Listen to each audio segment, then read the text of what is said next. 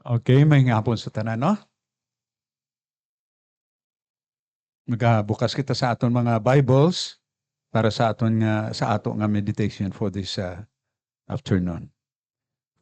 Second Peter chapter 1, kag basahon naton lang ang 1 to 11. Second Peter chapter 1.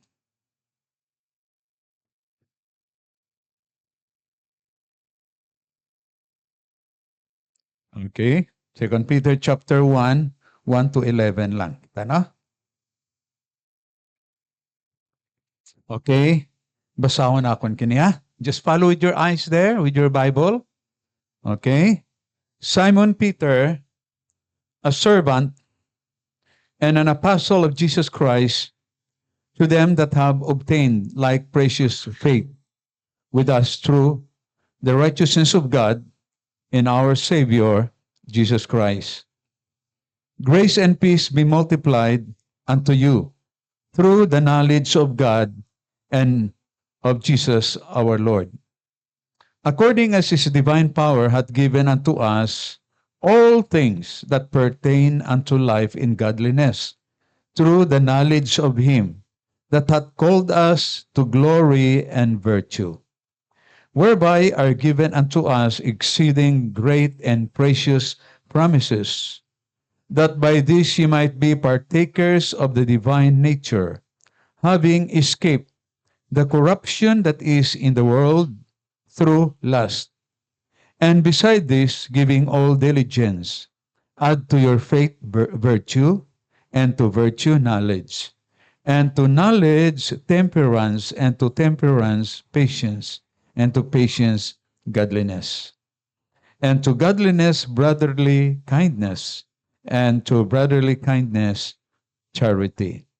For if these things be in you and abound, they make you that ye shall neither be barren nor unfruitful in the knowledge of our Lord Jesus Christ. But he that lacketh these things is blind, and cannot see afar off, and hath forgotten that he was purged from his old sins. Wherefore, the rather, brethren, give diligence to make your calling and election sure.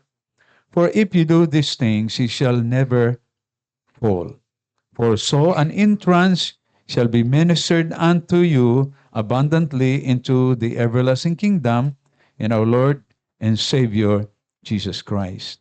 Okay, may the Lord bless the reading of this passage of the Scripture. We'll commit to the Lord. Ginoo, nagapasalamat kami nga mahatag namo ang makapaminaw kami sa imo pulong. Salamat Ginoo nga ang imo pulong Ginoo kini ang amo nga guide sa amo kinabuhi. Kag salamat Ginoo nga pinaagi sa imo pulong Ginoo. Matagaan mo kami sa mga nindot nga mga pag-ila sa amo kinabuhi. Salamat Ginoo. And we pray ikaw magapanalangin kini nga passage of scripture. In Jesus' name, amen. Okay, so this evening, luwag ko maghatag sa inyo sa mensahe. Kag kini nga mensahe, entitled ko ini, Meaningful Significance of Faith. No? The meaningful significance of faith. Ang pagkaimportante sa pagtuo. Okay, kinakamao naman kita nga kita ang mga Kristohanon, ang ato nga kinabuhi, pinaagi sa pagtuo. Di ba? The just shall live by faith. Kana. Kag makita nato nga ang Ginoo naga-encourage sa ato nga kini nga pagtuo kinahanglan maging lig-on nga pagtuo. Lig-on nga pagtuo kana. That's why nga ang Biblia nagasulti that we have to grow in our faith. Magtubo ba kita, no? Sa atong pagtuo, no? Especially nga gi-encourage ni Pablo sa mga Kristohanon sa Efeso nga kinahanglan kita nga magtubo sa aton spiritual life, di ba? Magtubo kita, no? For the perfection sang ato nga pagtuo nga mga Kristohanon. Kaya mo man ang aton nga pagkinabuhi kini nga yuta, no? The just shall live by faith. Kag ang pagkinabuhi naton kini nga yuta kana kamauna man kamo nga lisod ang pagkinabuhi kini nga yuta. No, there are so many hard things in life and there are so many adversaries sa kini nga kalibutan. But salamat kita nga ang pulong sa Ginoo nagahatag sa aton encouragement nga dapat kita magligon sa aton pagtuo. Kay this is the only way nga maka-overcome kita sa mga butang nga hitabo, no? That go against ang aton pagtuo ng mga Kristohanon. Now, kung inyo basahon sa pulong sa Diyos, of course, makita inyo sa 1 John chapter 5, no? Makita inyo dira, unsa ang pag-overcome sa kalibutan. What is the way to overcome the world? Okay, so ang world naga-picture sang negative nga mga butang sa kinabuhi nato nga mga Kristohanon. But the Bible says nga ang paagi nga maka-overcome kita sa kalibutan pinaagi sa pagtuo. Okay? It is through faith that we can overcome the world. Even we can overcome Satan. Kamaw naman kamo, no? Ang working sang ato nga kaaway sa kinabuhi nato nga mga Kristohanon. That Satan is like a roaring lion. He goes to and fro, no? Kining kalibutan just only to maghahatag lang sang ginatawag naton nga obstruct sang ato pagtuo nga mga Kristohanon. But the Bible says, makita naton nga may nakita nga shield. The shield of faith. Siling sa kasulatan, no? Di ba? Sa pulong sa Ginoo in Ephesians 6:17, no? The shield of faith so that we can, guard sang ato kaugalingon against what? The fiery darts of Satan. Grabe ang yawa, no? But siling sa Bible, the only way nga ma-overcome naton kana, no, sa kinabuhi nato, madipinsahan natong aton kinabuhi, pinaagi sa ginatawag nga pagtuo. The shield of faith. Okay, so that's the encouragement sa pulong sa Ginoo. At the same time, nagatuo kita nga ang pagtuo, the Bible says that nothing is impossible. Wala sang imposible. No, di ba? Nga ang pagtuo magahatag sa aton sing isa kadako nga encouragement. Kag ining dako nga encouragement sa kinabuhi nato nga makristohanon nga ang pagtuo naton we can overcome what? Maybe all things. Maybe all things sa kinabuhi naton. Pinaagi sa ginatawag nato nga pagtuo because the Bible says that nothing is impossible with God. Kana ang picture ba?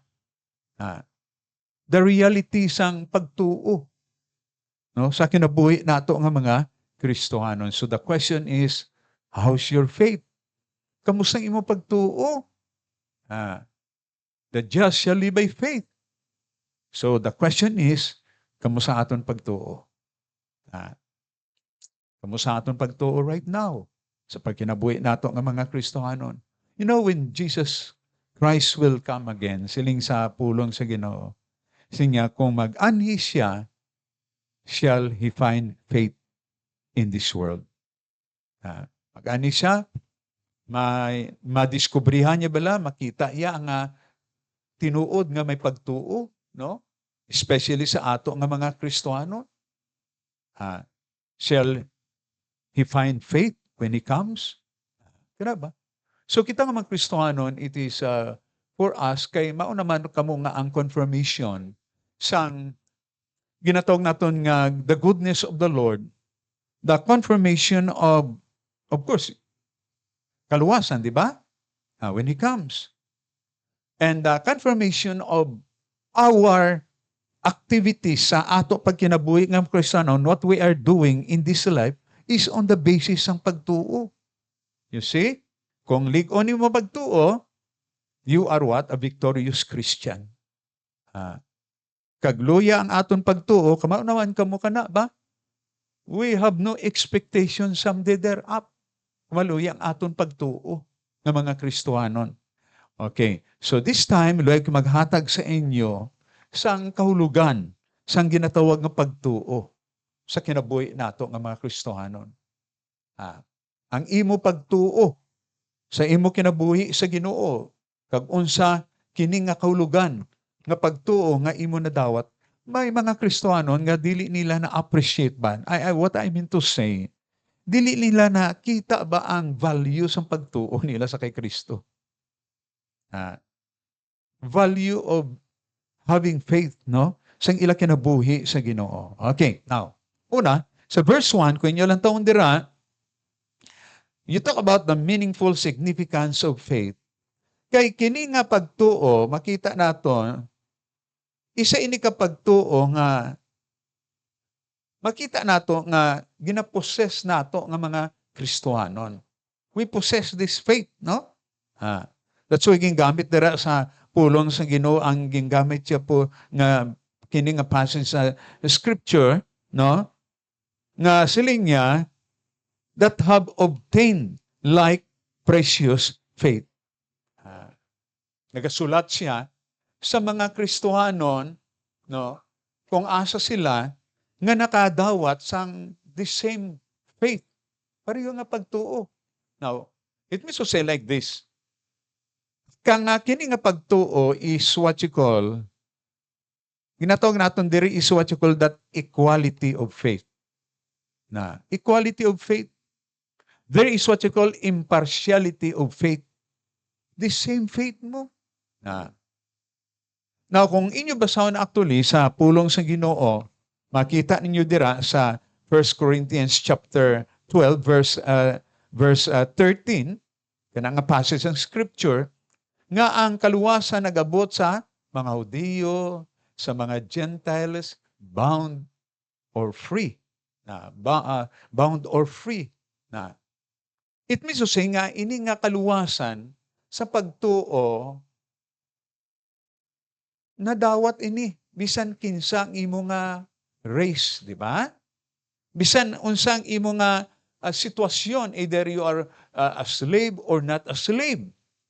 Whether you are rich and poor, kini nga pagtuo na dawat the same kind of faith nato nga mga Kristohanon. That's why gingamit siya dira, no? Sinya, to them that have obtained like precious faith. Same like precious faith. Now, kung imo pagidbasahon sa Bible, actually, gingamit pagidar ni Pablo sa ginatawag naton nga kini nga passage sa scripture sa 2 Corinthians chapter 4 verse 13. Sinya, having the same spirit of faith. Same spirit of faith. Pareho lang ang aton pagtuo ng mga Kristohanon. Isa lang, no? Naging tuuhan ta. What matter, no? Sa kinabuhi naton, whether you are what? A Filipino, American, or German, like that. Siyan sa pinakababa ng mga tao sa rasa, makita naton, kung ikaw nagdawat sa kay Kristo, we have the same what? Faith. Kung imo lang taon diri, gamit siya ang kini pag-describe sini nga pagtuo nga na sinati, no? Not only what you call, there is impartiality in this faith, or maybe there is what you call equality sa sini nga pagtuo, the same faith, makita naton, pero makita nyo diri ang value kini nga pagtuo. Unsa ang value kini nga pagtuo? Okay? Now, gingamit siya ang pulong dira nga precious faith. Nga ang pagtuo nga nadawat nato nga mga Kristohanon is a precious kind of faith. It means maghambal kita precious. It's something ng special, no? Nga it's something meaningful. That's why ginagamit natin diri ang meaningful kind of faith, no? Na precious faith. That's how makita naton ging describe kini nga pagtuo in this passage of the scripture. Okay, now another point nga makita tanon how precious na kung magbasa ka mo dira sa Bible, when you go back in 1 Peter chapter 1 verse 7, Nga ini nga pagtuo is more than what? More than gold. Precious than gold. Kini nga pagtuo ng mga Kristohanon. It means to say nga, hindi mo na siya ma-exchange ba? Hindi mo siya mabaylo. Very precious ang pagtuo. That's why sa pag-exercise natin sa pagtuo, sometimes you have to sacrifice just for the reason kini nga pagtuo, you are willing to sacrifice ang imo nga trabaho, sa imo nga posisyon sa imo nga buhi, o sa mga something important things in your life. No, sometimes we have to sacrifice kini mga butang for the sake of faith. Kay the Bible says, more precious than gold. Ini nga pagtuo. That's why gingamit sa Bible diri precious faith na. So the same naging emphasize dira ang value sinino kay during that time when you talk about gold, kana ang pinaka-importante, pinakamahal during that time, ang gold. But ang pagtuo is more than that, ang value ya. That's why gingamit din ni Peter nga ang pagtuo is what you call precious. Hamili nga pagtuo. Okay. Of course, siguro kung maghambal kita in the inner way of looking sa ginatawag nga pagtuo, okay, so compare ini sa material, no? Pero hatag kya pagid ang madalom pagid nga kaulugan sang pulong nga precious faith. Nga ang ginatawag nga pagtuo, tama kahamili. Precious. Nainduman na yung Jude chapter 20. Building up your what? Your most holy faith. Amo na ang isa ka description sang pagtuo. Sa physical nga description, it's more sa ginatawag naton nga precious gold, di ba? Pero kung maghambal naman kita sa ginatawag nga value, sa ginatawag nga spiritual value sa pulong sa namin ko sa pagtuo, sling niya, holy faith. Balaan nga pagtuo. Have you ever realized that? Nga kung imo i-measure ang Diyos sa iya nga quality o moral quality sa Diyos, ano pinakataas nga moral quality sa Diyos? Sili mo, God is love. It's okay, no? God is merciful. Okay na. But ang pinakamataas nga moral quality sa Diyos is His holiness. What is love without holiness? Kuha ninyo na. You love but there is no holiness? Why na? You are merciful if there is no holiness? Why? The highest form sang spiritual kag moral quality of God is His holiness. That is your faith. Nag-mention diri ni Jude, the most building up your what? Your most holy faith. Balaan ang description sa na. So kung i-compare mo sa material, mas taas siya. More than precious gold. Kung i-compare mo naman siya sa spiritual, ang pinakataas nga description sa moral quality of God is His holiness. That is your faith. Ganing pagtuo nato. Why naton sometimes we did not realize this truth? Unsa nga ginatawag diri, obtain mo, ang gingamit ra obtain, you possess it. Your faith is what? Meaningful.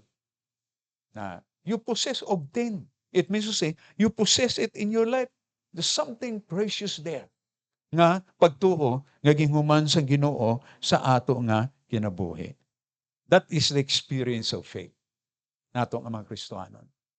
Another point nga luyag ko ipakita sa inyo dire, nga ini nga pagtuo, may ginatawag na privilege.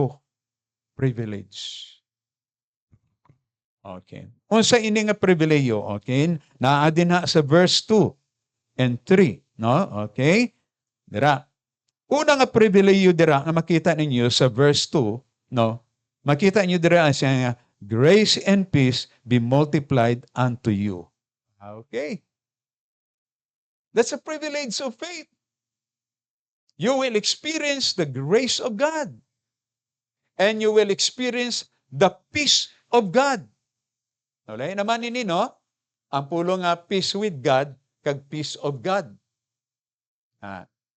Usually, ginagamit sa Bible, ang ginatawag nga kung ikaw Christian na, kag ang mga butang nga luyag, ipanalangin sa Ginoo sa imo kinabuhi, among ginatawag nga peace of God. Diba? Kung makita nyo na sa Philippians chapter 4, no? Nakita nyo ka na nga passage sa scripture, especially in verse 7, "In the peace of God which passeth all understanding." Peace of God. Ang pulo nga peace of God is different from peace with God. Ang peace with God, kana ang ginatawag natin nga, when you accepted the Lord Jesus Christ, may ginatawag ka mo nga peace. May ginatawag nga peaceful coexistence na kamo with God. Peace with God. The Bible says we are enemies, di ba? Okay. So pagdawat mo kay Kristo, you have peace with God. Minaan na ka mo nga kalinaw sa matag usa. Pero sa pagkinabuhi ni mga Kristohanon, kini ang pula nga peace of God. Experience peace of God. When you trust upon Him and when you live right in the sight of God, you experience what? The peace of God. Kag kini ang nahitabo sa kinabuhi nato nga mga Kristohanon. Ang pribileyo sang pagtuo na nato, human ang atong pagtuo, siling sang Bible dere, you will experience the multiplication of the grace and peace of God. Grabe na nga privilege, di ba? When you think about the grace of God in your life, bangod sa pagtuo, it means to say nga ang pagtuo naton mag-produce ang ginatawag the grace and peace of God. Kana nga privilege ang pagtuo nato nga mga Kristohanon. Another point nga makita naton diri, nga privilege diri, lantaw nyo dira sa verse 3, "According as His divine power hath given unto us all things that pertain unto life and godliness through the knowledge of Him that hath called us to glory and virtue." Okay? Unsa ini? Another privilege nga makita naton diri, ging tagaan kita sang pribileyo sang Ginoo, all things that pertain unto life in godliness. Pertain unto life and godliness. Both the spiritual, both the physical and spiritual things. Tagaan kita sa paglantaw ba? Sang eksakto nga pagkinabuhi that pertains life and godliness. Tagaan kita. No. For what reason? In accordance to His what? Divine power. We understand life physically, earthly life, and we understand godliness of life, no? Sa kinabuhi nato nga mga Kristohanon, pinaagi sa aton pagtuo, kag ini nga pagtuo ging workout sa ginatawag nga divine power. Your faith, no? Ang imo pagtuo, God worked it with His divine power to understand about life in this world and a spiritual nga pagkinabuhi. Kaya ba? Have you ever thought about it? Sa pagkinabuhi nato nga mga Kristohanon, nagtubo na ikaw sa pagtuo, maitsindihan mo ang ginatawag nga pagkinabuhi kini nga yuta. Kag maitsindihan mo pagkinabuhi nga Diyos nun. That is your faith, which worketh by what? Divine power of God. You have that divine power of God working in you to understand what is life in this world and life of godliness. Kaya, no? Mitsindihan natin. I do not know sa inyo paglantaw sa inyo kinabuhi ng mga Kristohanon. Galing siya, depende inay sa ginatawag na through the knowledge of Him that hath called us to glory and virtue. Kanang pagtuo, no? Through the knowledge of Him. Okay. So we understand things in this world, no? about life and godliness on the basis sang Diyos nga naga-work out sa aton kinabuhi, His divine power sa aton kinabuhi nga mga Kristiyano, and we understand it as having knowledge about Him. Maitsindihan mo ang butang kining kalibutan kag ang pagka-Diyos nun nga mga butang on the basis of our knowledge sa Ginoo. Di ba? Maitsindihan nato. How do you understand this life? Through the Word of God. Pag itsindi naton sa mga butang sa Ginoo. Okay, so that is what you call the privilege, no? To understand that pertains sining kinabuhi, godliness, because ang divine power naging human sa Ginoo sa ato nga pagtuo. And we understand things as we draw to the knowledge of God. Pag itsindi naton, no, pinaagi sa pulong sa Ginoo, maitsindi naton ang kinabuhi kini nga yuta. Kana. So that is a privilege, no? Sang pagtuo nato nga mga Kristohanon. Siguro kamo nakaitsindi. No, kini. As you think about this passage of the Scripture, this is your experience of faith.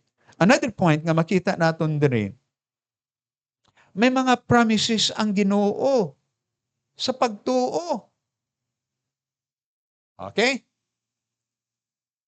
Just to inject in your mind nga ang pagtuo may daghan nga mga promises. Kag ini nga mga promises sa Ginoo is on the basis sa ginatawag nga pagtuo. Basta may pagtuo ka gani sa Ginoo, nagtuo ka gani sa Ginoo sa imo kinabuhi, daghan nga mga promises. Last time I heard something sa isa ka speaker ba, na limutan ko lang, ging-mention niya ang mga ginatawag ng mga promises. May mga kwan siya, may number of promises nga ging-mention siya. Daghan nga mga promises. Although nga ang may Bible, ang Bible, wala ini nagahambal sa mga promises sa mga Christian. May mga promises man sa mga ginatawag naton nga, especially sa mga Hudiyo, no? Ginghatagina, no? Dagan mga promises, kag may mga promises yang ginghatag sa mga certain nation o certain people, no? But sa ato nga mga Kristohanon, daghan. Just would like to emphasize a point. Kung may mga promises nga ginasulti sa Biblia, sa mga Kristohanon, daghan nga mga promises. He is the God of promises. Tandaan nyo na. Our God is the God of promises on the basis of our faith. Ano ba? That's why maybe you can mention, no? Sini mga promises. God will take care of you. He will provide your mga needs inyo. He will protect you like that. He will comfort you. You see, promises ba ka na? On the basis ang ginatawag nga, pagtuo. Tandaan nyo na. Ang pagtuo nato nga mga Kristohanon, may daghan nga mga promises. And that is in verse 4. Whereby are given unto us, mark this, exceeding great and precious promises, that by this ye might be partakers of the divine nature, having escaped the corruption that is in the world through lust. Ano sa mga promises ng Ginoo? Great and precious promises. Be of good comfort in your life. As we face sa madamo ng mga sitwasyon sa kinabuhi nato nga mga Kristohanon, kita nga mga Kristohanon, we are living in God's what? Promises. Tandaan nyo na. Ang pagkinabuhi Kristohanon, nagakinabuhi sa saad sa Diyos. Especially the Word of God. Great, exceeding, great and precious promises. Kini pagtuo naton ba? Kini nga promises is on the basis ang ginatawag naton nga ini nga basis ang ginatawag nga promises ni diri singa that by this ye might be partakers of the divine nature. Okay? Ibulagi pasabot kini nga mga promises on the basis ang ato nga ginatawag naton nga pag-connect, no? Sang ato kinabuhi sa Ginoo, no? Partakers of the divine nature. Partaker kita sa divine nature. Pagdawat mo kay Kristo, no? May naa kita nga connection na. May part na kita sa ginatawag nga divine nature of God. Okay? Divine nature of God, magsulti kita. Okay, kamao naman kamo, you talk about divine nature of God, no? Now, like ko explicar ini aron makita nyo what is that divine nature of God. Now, kung kamo magbasa sa Romans chapter 8 verse 7, gintawag kita nga join ears with Christ. Pagdawat mo kay Kristo, manunubli ka man sa uban sa kay Kristo na join ears with Christ. Okay, ging-clarify pag ini sa Galatians 4:7, and if children, then being heirs of God and joint heirs with Christ, wherefore thou art no more servant, but a son, and if a son, then an heir of God through Christ. Wala kita, manunubli man kita. The divine nature of Christ, napanubli nato. Pagdawat naton kay Kristo. Kaging tawag na kita nga anak, di ba? Anak na kita. So bilang anak na kita, what is that? You are entitled of what? Pagkamanunubli. That's why, kung imo lang taon kini nga passage sa Scripture, whereby given unto us exceeding and great and precious promises, that by this ye might be what? Partakers of the divine nature, having escaped the corruption that is in the world through lust. Kana, divine nature. No? Manunubli na kita. Bangod sa pagtuo naton kay Kristo. Nangin anak na kita sa Diyos.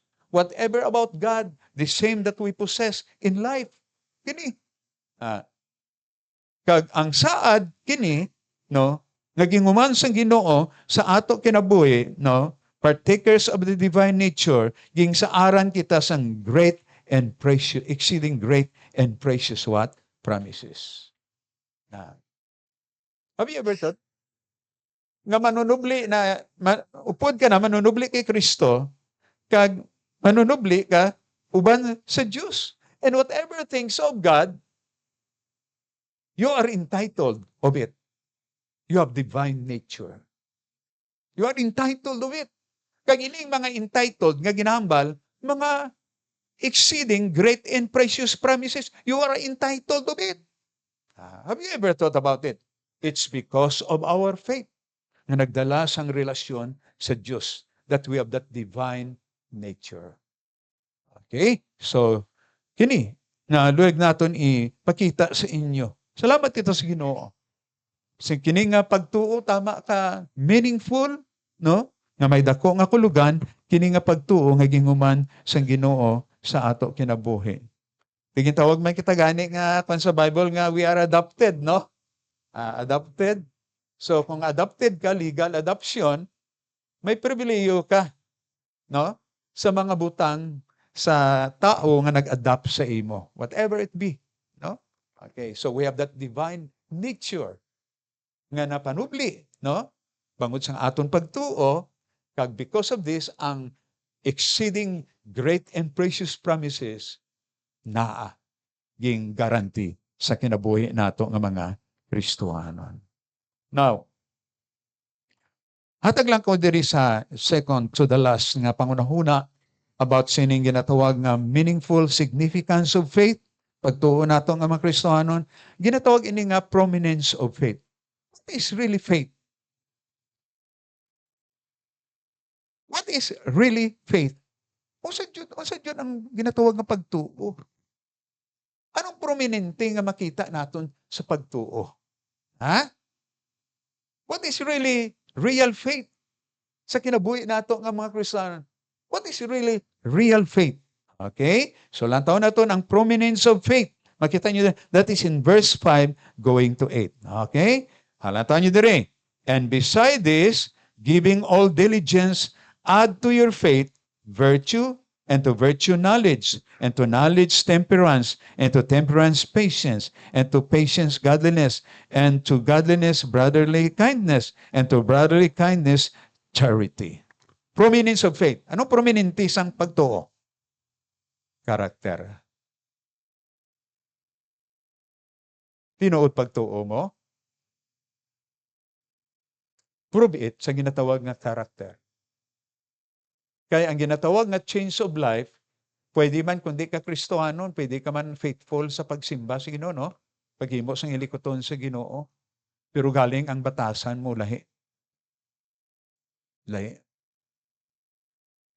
So luyag ipakita sang Ginoo diri sang kini nga passage sa scripture nga ang pagtuo nato, no, must be distinct, lahi nga pagtuo in comparison sa gina-exercise sa mga way nagtuo sa kay Kristo nga ilaman luwas. Unsa ang meaningful kag pinasahi nga kaulugan sang pagtuo? Karakter. Amo nang ginatawag nga change of life. When you talk about change of life, it's more on character. Na if any man be in Christ, he is a new what? Creature. Old things are passed away, behold, all things become new. Ang prominente nga marka sang pagtuo nga tinuod naa sa ginatawag nato nga karakter. Okay, gamay lang, no? Okay, sinya virtue, no? Moral uprightness, that's the meaning of virtue, moral uprightness. Temperance means self-control. Godliness means conduct of God-fearing. And charity means love. Karakter. Have you ever realized that? Ang pagka-importante sang batasan sang isa ka tao. You know, there are so many akong experience, there are so many things nga sometimes it's hard for me to make sure sa pagtuo sang Kristohanon, and sometimes you can say as if wala isang tinuod nga pagtuo. Kaya may mga experience ako sa kadaghan sa mga simbahan, ng trabahoan ko. Kita mo ba ang kinabuhi isang ibang nga tao? Christian. I mean, the word Christian din, no? Assuming Christian. But, kita mo, kung ba karakter, dili inindot ba? No? We understand nga ang ginatawag nga relationship nato, when you talk about relationship, family relationship, your office mate relationship, your classmate relationship, is on the basis ng karakter. Diba? When you talk about relationship, ang essence ang ginatawag nga karakter, importante, naman jud sa kinabuhi naton, so that you have a right relationship to your God by having what?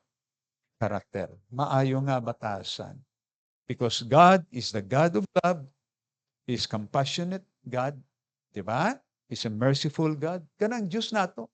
No? The moral character sa Diyos must be translated sa atong kinabuhi, and that translation is on the basis ng ginatawag nga pagtuo. Based upon character. Okay.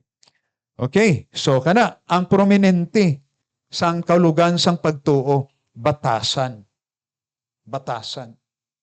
No? Character. Now, yata ko sa inyong katapusan diri. Makita natin sa verse 9 and 10.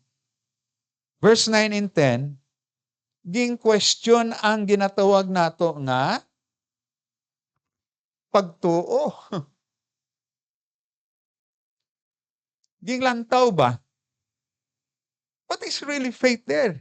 Okay, character. Pero that is character, no? Amo ng positive nga prominente sa pagtuo. Positive. Pero may negative nga pagtuo. Okay, what is the negative expression of faith? Antawan nyo dira, no? Sa verse 9 and 10. But he that lacketh these things is blind, and cannot see afar off, and hath forgotten that he was purged from his old sins. Wherefore, the rather, brethren, give diligence to make your calling and election sure. For if you do these things, you shall never fall. Amo na yung negative sa pagtuo, ato yung positive, karakter. Pero siling niya, kung kini nga bubutang, karakter, dili makita sa inyo, examine your faith. Whether nakadawat ka kay Kristo sang tinuod o kundili. Kung wala nag-change ang karakter sang tao, after nga nagsulti siya nga nakadawat kay Kristo, nga iya manuluwas, there is something wrong sang iya pagdawat kay Kristo. Karakter. That's why yung question niya diri. That's why sila po, unsa man yung mga Kristohano ni, Kristohano po, unsa man ang iya batasan, dili man, parang dili Kristohano, di ba? So there is that question of the profession of faith. Ang ginagamit nga po lang profession. Profess ba? Ginapakita. No? Na pagtuo. Lahi. Okay. So, kamao naman kamo ka na. The negative and the positive implication sa ginatawag nga pagtuo. Okay. Now, katapusan dira, hindi lang kita magkuhan diri, no? Balin nyo ang pagtuo nato ang mga Kristohanon. Hindi lamang nga may ginatawag naton nga value in this world, but it has an eternal value. Pagtuo ta. Di ba? Okay, katapusan dira sa verse 11. For so an entrance shall be ministered unto you abundantly into the everlasting kingdom of our Lord and Savior, Jesus Christ. Abundant entrance. Ano yung entrance? Sulod ka sa langit. Kag of course, naitsindihan na ninyo ini, nga masulod ka sa langit, bangod sa imo pagtuo. Pero nga ang bugana, lain naman gigamit siya diri, bugana, abundant nga entrance is on the basis sang imo nga unsa nga klase nga pagtuo. Naging mo sa imo kinabuhi. Of course, na inumduman ninyo nga we have, what is this? There will be a judgment of the good works nato, no? There will be rewarding in heaven. Pero nung ipasabot kini nga passage sa scripture, nga may eternal value ang ginatawag nga pagtuo nato. What is eternal value there? Kung ikaw nagkinabuhi, kini nga pagtuo nga tinuod. You exercise your faith in serving the Lord, in doing good works, and being a good Christian. You will enter abundantly there in heaven. Kamusta? Ang Bible nagasulti nga kita mga Kristohanon, we must be fruitful. Di ba? We must be fruitful. Amo nang kinabuhi Kristohanon, fruitful. That's the picture there of a good faith, fruitful nga Christian. Basic pagsulod dito sa langit. Hindi fruit, kundi leaves lang. Dahon, wala sang bunga. Kini nga passage sa scripture. I hope you will have to consider this truth. Nga ang pagtuo naton may ginatawag nga eternal value. Hindi lang sining kalibutan. But someday there, itong pagtuo may eternal value. Bangod nga, nagkinabuhi kita nga tinuod, kini nga kalibutan sa kinabuhi naton ng mga Kristohanon. That's why, kung imo lang taon si Paul, no? Sa 2 Timothy chapter 4, 7-8, makita niyo ba? Kana nga passage, I have fought a good fight. I have finished my course. I have kept the faith. Gimbantayan niyang iya pagtuo. Are you guarding your faith?